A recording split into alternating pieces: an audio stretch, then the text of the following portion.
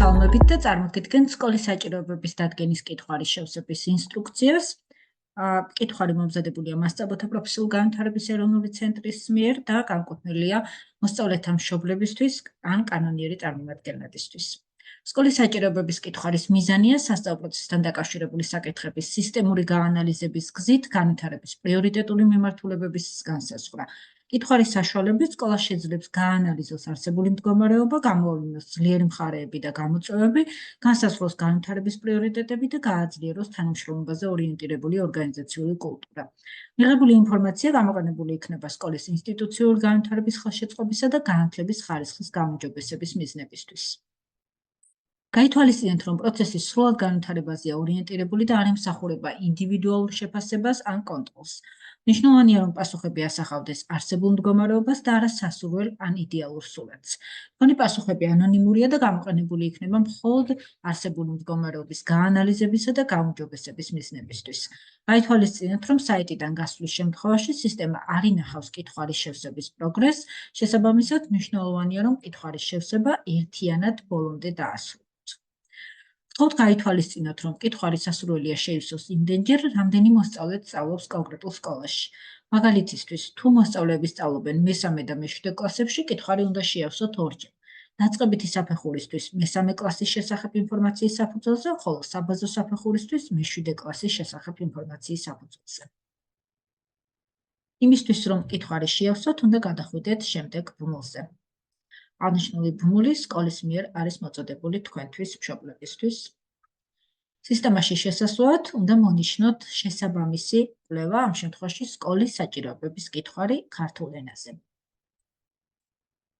და აირჩიოთ დაწესებულება შესაბამისი რეგიონი, სადაც თქვენი სკოლა მდებარეობს, რაიონი და დაწესებულება სკოლა. თქვენი შვილების, ამ შემთხვევაში მოსწავლეების სკოლა და დააჭიროთ ღილაკს გაგრძელება. აირჩიოთ შესაბამისი როლი, ამ შემთხვევაში აირჩიოთ როგორც ეკრანზეა მითითებული მშობელი ან კანონიერი წარმომადგენელი.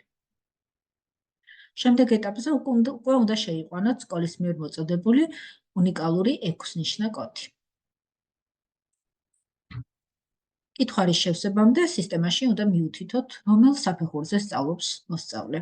დაწყებით, საბაზო თუ საშუალო საფეხურზე. მნიშვნელოვანია, რომ თითოეულ დებულების ქვემოთ თქვენს შეგხვდებათ მოსანიშნის შესაძლო ვარიანტები და თითოეული რომ განვიხილოთ. ნიშნავთ ყოველთვის, როდესაც თქვენი აზრით დებულებაში მითითებული პრაქტიკა, სკოლის მუდმივი პრაქტიკა, გამონაკლისი თითქმის არ არის.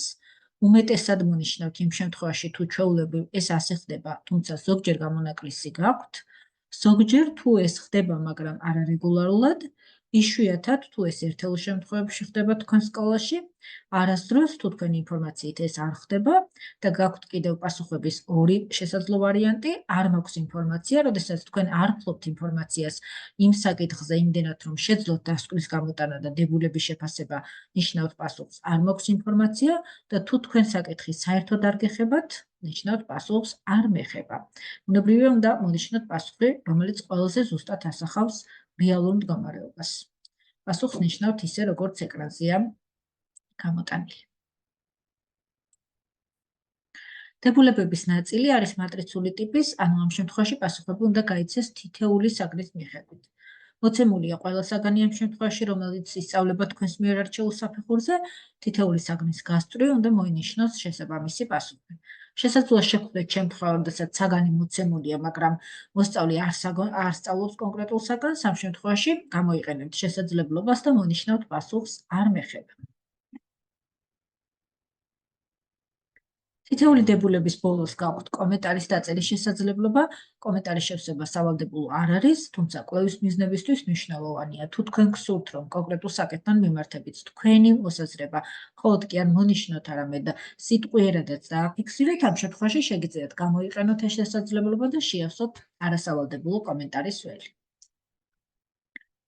კითხვარი პერიოდულად და გიჩენთ დებულებების არსებულ რაოდენობას და შევსების პროგრესს, ამ შემთხვევაში მონიშნულია ეკრანზე, რომ ერთი პასუხია მხოლოდ გაცემული და კიდევ გაქვთ გასაძებნი 47 პასუხი, ამ შემთხვევაში 48 დებულება არის, რომელსაც უნდა გასცეთ პასუხი.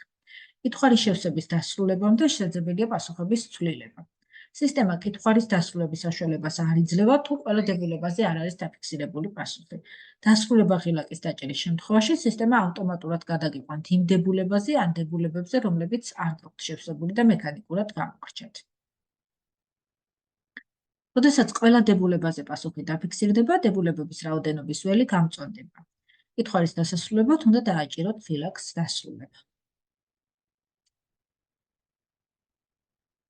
კითხვის დასრულების შემდეგ სისტემა გაჩვენებს შეტყობინებას, რომ კითხვის შევსება დასრულებულია, ისე როგორც ეკრანზეა მითითებული. მადლობას გიხდით ყურადღებისთვის და წარმატებებს გისურვებთ.